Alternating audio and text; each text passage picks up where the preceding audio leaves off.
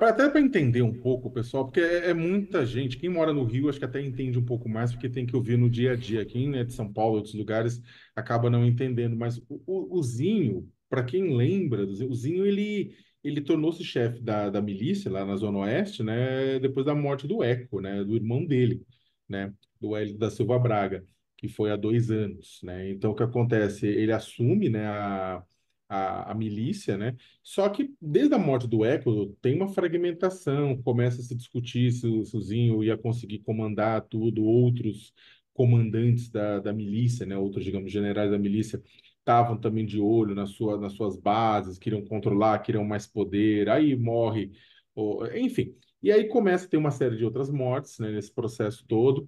O Rio viu, né, o que aconteceu quando morreu o Faustão, né, que acabou tipo, queimando-se, né, 35 ônibus, trem, todas essas coisas.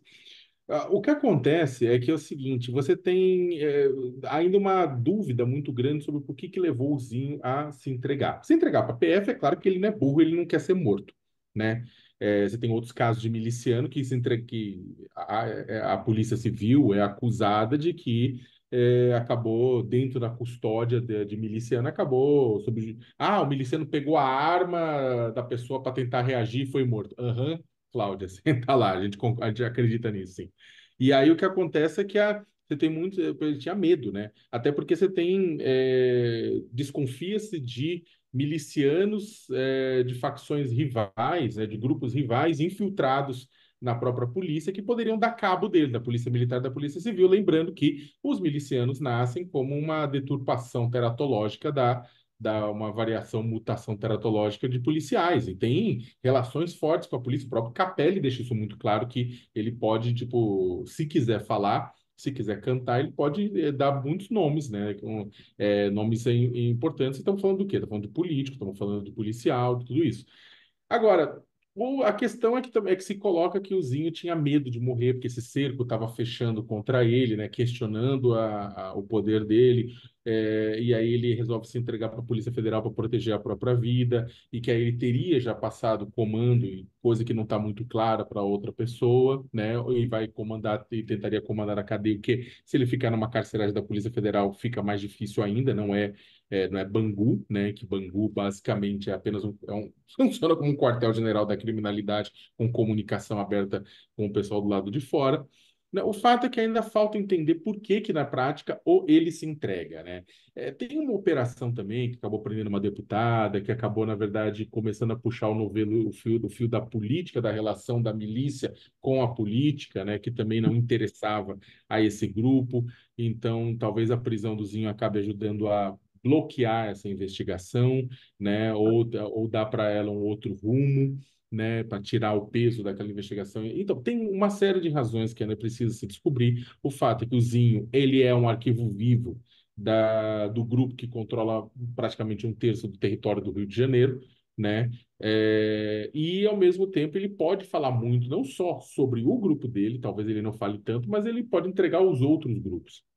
E ato contínuo, só para falar duas coisas muito rápidas, logo depois da prisão, que começou a surgir nas redes bolsonaristas, né, com muita frequência, começou a surgir de que Flávio Dino teria prendido o Zinho para beneficiar a milícia opositora e para beneficiar a facções criminosas que não eram ligadas ao Zinho, né? Ou seja, começa já aquela a farra da fake news. Não importa se é verdade, importa que se conecta aquela ideia de que o Flávio Dino é ligado ao Comando Vermelho e as milícias próximas ao Comando Vermelho, que é um completo absurdo, né? Mas já começou nas redes bolsonaristas, e eu concordo com o Josias. O que acontece, acho que é mais importante para o Brasil agora, é muito mais fácil gerenciar a parte da justiça do Ministério do que a parte da segurança pública, né?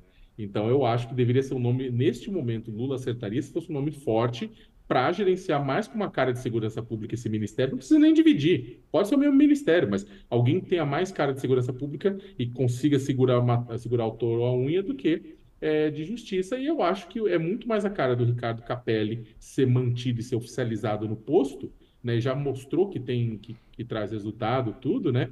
Do que o Ricardo Lewandowski, com todo respeito ao ex-ministro.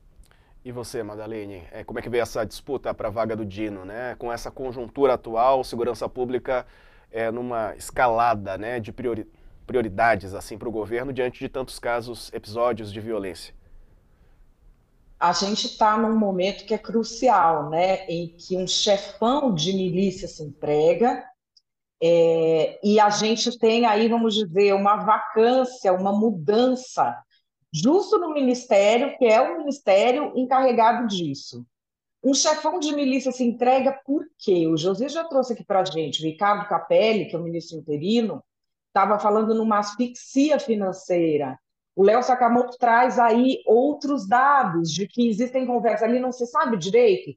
Será que teve uma briga ali dentro e ele não conseguiu ficar onde ele queria? Temeu pela própria vida? Temeu pela vida do seu grupo? A questão é que a criminalidade organizada no Brasil ela é complexa e ela está ganhando cada vez mais espaço.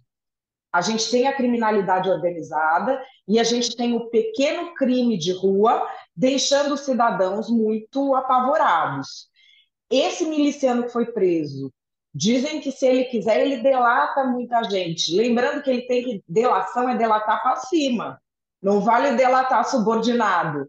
Ele vai ter de delatar sempre alguém que seja mais poderoso do que ele. Quem são essas pessoas? Qual o alcance dessas pessoas?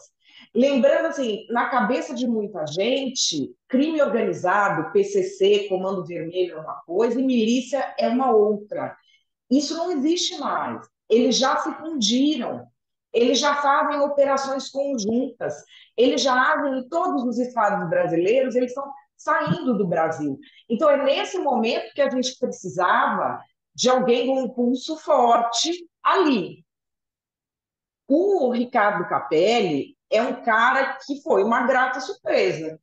Ele é jornalista, é alguém que era de confiança do Dino no Maranhão, foi trazido ali num momento de emergência, e no meio dessa política que é toda feita de lacração, que é toda feita de superficialidade, ele consegue se comportar feito adulto.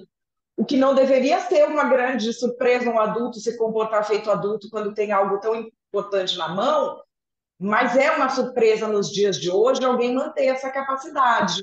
E ele já está ali dando prosseguimento a um trabalho. Ocorre que ele não é um nome desses fortes, emblemáticos, que você logo relaciona a poder. Flávio Dino é poderoso no Maranhão, uma família que há gerações, há muitas gerações, desde o Império, está no topo do poder. O ministro Ricardo Lewandowski foi ministro do Supremo Tribunal Federal. Talvez se queira um nome assim.